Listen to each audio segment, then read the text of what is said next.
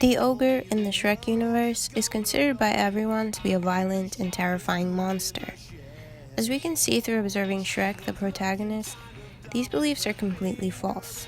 In fact, Shrek is a pacifist. He prefers to avoid conflict, and for the most part chooses non-violent methods of protecting himself. With this, we can guess that ogres represent a disenfranchised and stereotyped group within the context of this film. Shrek is also a personification of every negative stereotype associated with the proletariat.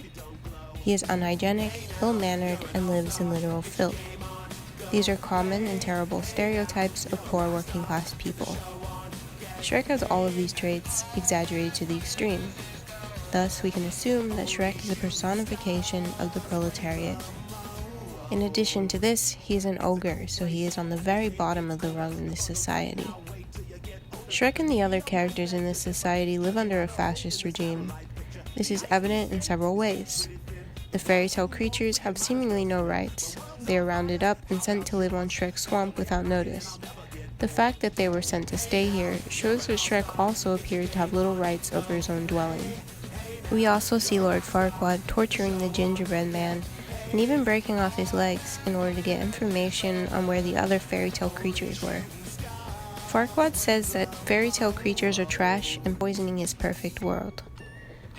This sounds a lot like Nazi ideology, in which the main threat to a healthy society is seen as a foreign parasite attacking the system rather than problems inherent in the system itself.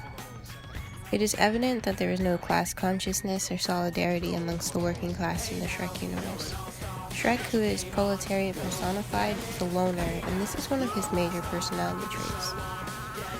In the beginning of the film, we see the poor working class people pitting themselves against the fairy tale creatures, rounding them up and turning them in for a measly prize.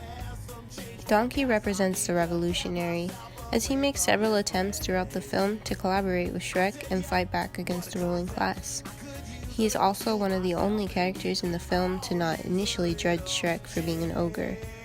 Because of this, it is clear that Donkey wants and seeks to destroy class division. He sees the importance of working class solidarity and refraining from clashing with one another over petty differences. He does not fall for the bourgeois propaganda against ogres. Sadly, Shrek continuously shuts down Donkey's attempts toward collaboration and working class organization throughout the film. Because Donkey is a revolutionary, he believes that violent force is necessary to bring down the bourgeoisie. In fact, after Shrek is forced by Lord Farquaad to rescue Princess Fiona in order to get his swamp back, Donkey makes an attempt to instill class consciousness in Shrek, and even suggests what sounds like revolution. He poses the question, why should you help Lord Farquaad just so you can get your swamp back, which is something that he shouldn't have taken in the first place. He tells Shrek that he should instead throttle Lord Farquaad, lay siege to his fortress, and grind his bones to make his bread. Shrek quickly shuts this down. This makes it apparent that Shrek is a proponent of nonviolence and pacifism. He says that he is tired of people assuming that ogres are violent, and he would like for people to know that he is not scary and it is just a stereotype. Because he feels marginalized and does not want to adhere to these stereotypes, he remains complacent in his oppression. This is just what happens in our society, where attempts by oppressed groups to revolt are characterized as confirmations of the very same negative stereotypes that are often used to justify their oppression. Perhaps it is this misguided philosophy of nonviolence and complacency that makes Shrek susceptible to falling for the liberal reforms presented to him by the bourgeoisie in this film. This liberal reform is Princess Fiona. It is not uncommon for the bourgeoisie or for fascists to offer the working class some sort of compromise to keep them appeased and under the illusion that things are better for them than they actually are. In actuality, these reforms change nothing. The status quo is maintained, and the lower classes continue to be exploited. What we can tell by the character of Princess Fiona is that she is the epitome of upper-class society. She is beautiful, well-spoken, and proper, the exact opposite of how Shrek is portrayed. Princess Fiona's personality rapidly changes throughout the film. She is always wearing a facade, one to suit her needs at any given moment. So when she overhears the revolutionary donkey talking to Shrek in a symbolic effort to collaborate, she feels the need to act. The fact that her personality changes drastically at this point is no coincidence. Princess Fiona suddenly becomes more ogre-like. She burps, makes cotton candy out of spider webs, and enjoys eating rats. It's at this point that Shrek begins to relate to this bourgeois woman. He falls for the appearances being presented to him. This is a representation of what is seen in our society through political advertisements, speeches, and the way in which politicians present themselves. Hitler himself wrote that the reason he used red in the Nazi flag is because of the appeal it would have to the working class, an idea he got after attending a Marxist demonstration. Class collaboration is one of the main tenets of fascist ideology. Fascists want people of different classes to work together in order to preserve the social hierarchy.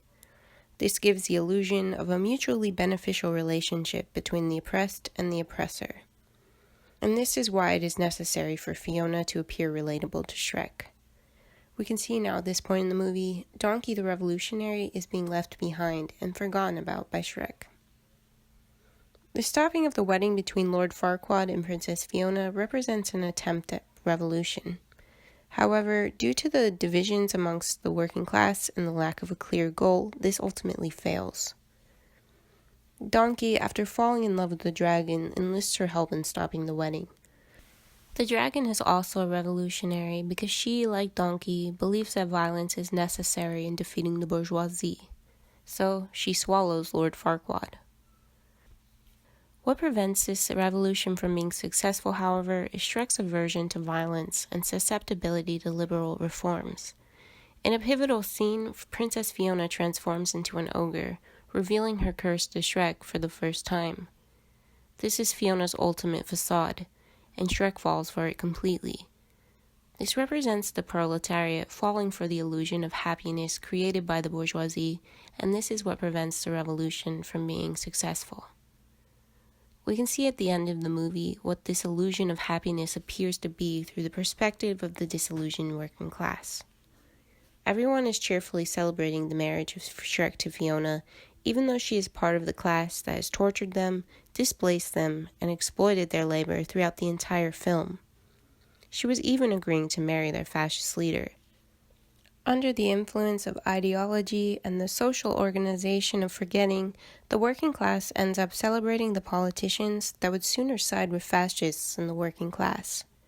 And thus, the status quo is maintained, the social order is preserved, and inequality is accepted as necessary and just.